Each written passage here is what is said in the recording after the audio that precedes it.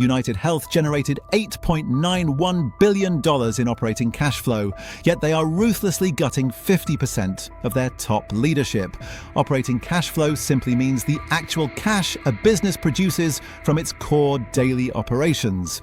Why is America's dominant healthcare giant abandoning international markets and firing executives during a massive liquidity surge? Is this executive shift a hidden trap that will permanently wipe out your portfolio gains?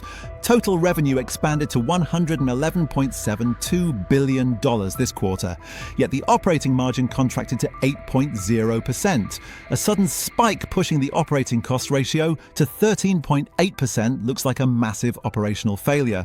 This ratio simply measures how much of every dollar earned goes toward running the business. Mainstream media blames inflation, but here is the true structural twist. UnitedHealth generated $8.91 billion in cash, representing a massive 1.4 times multiple of their recognized net income. They achieved this liquidity by stretching their days claims payable out to exactly 48.6 days. This particular metric tracks how long a company takes to pay its bills. This financial maneuver keeps cash in-house longer, proving a core investing strategy lesson that earnings are an opinion, but cash is a fact. This $8.91 billion liquidity surge provides the exact flexibility needed to fund vital technological acquisitions. To grasp why they are hoarding cash, look at the heaviest headwind facing the entire industry today. While competitors struggle, UnitedHealth drove its medical care ratio down by 90 basis points to an incredibly efficient 83.9%. This ratio tracks the percentage of premium dollars spent directly on providing medical care. This pricing power is crucial because the company lost 1.2 million covered lives across their Medicare Advantage and Medicaid segments. Despite this mass consumer attrition, they maintained a flat net income of exactly $6.28 billion. As an investor, this means you are looking at a structural moat deep enough to absorb policy shifts without sacrificing bottom-line stability. This stability brings us back to the executive restructuring. Management is replacing nearly 50% of its top 100 executives while finalizing the sale of Optum UK. Why execute a massive cultural shift from a position of absolute financial strength? The real answer appears when we notice that Optum Health revenues declined by 3% year over year. This top-line contraction correlates directly to a reduction in value-based care members, dropping from 95 million down to 93 million consumers served globally. This corporate purge is a calculated pivot to build an artificial intelligence-driven, domestically isolated healthcare fortress. Management is shedding low-margin international distractions to double down on American specialty pharmacy monopolies. This strategic contraction directly funds a deleveraging strategy designed to build a highly defensive fortress balance sheet. Total debt stands at $77.92 billion. However, management is actively improving its leverage profile, bringing the debt-to-capital ratio down to 42.9%. This metric simply shows what proportion of a company's financing comes from debt versus shareholder equity. They are aggressively targeting a historical debt-to-capital ratio of exactly 40.0% by late 2026. Once this concept is grasped, you will view financial reports in a completely new light. To maximize capital timing, the company halted first-quarter share repurchases, contrasting sharply with the $3.0 billion deployed last year. Instead, they are hoarding cash with a strict commitment to execute $2.0 billion in share repurchases by the second quarter. Pausing buybacks is often a calculated waiting game to maximize returns. UnitedHealth is deliberately sacrificing its short-term stability to fund a radical domestic modernization. The $8.91 billion in cash we discussed serves as the exact fuel for this transformation. Active market participants must recognize that this temporary margin compression is merely a calculated toll on the road to building an impenetrable domestic monopoly. Solid stock market analysis points to an undeniable truth regarding their protected $6.28 billion net income.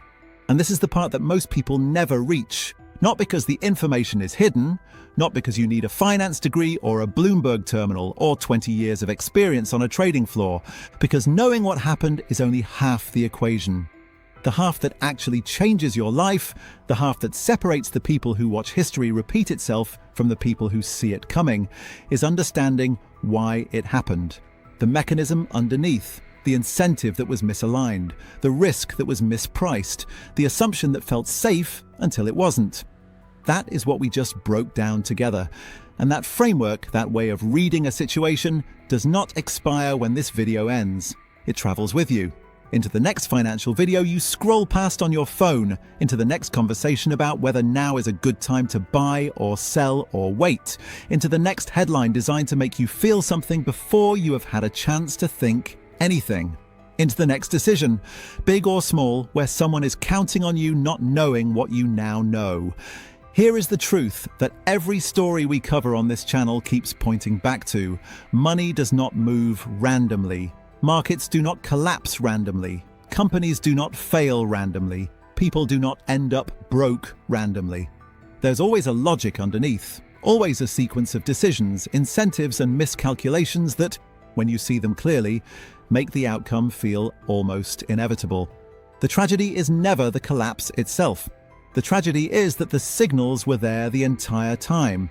Visible, readable, understandable, for anyone who knew what to look for.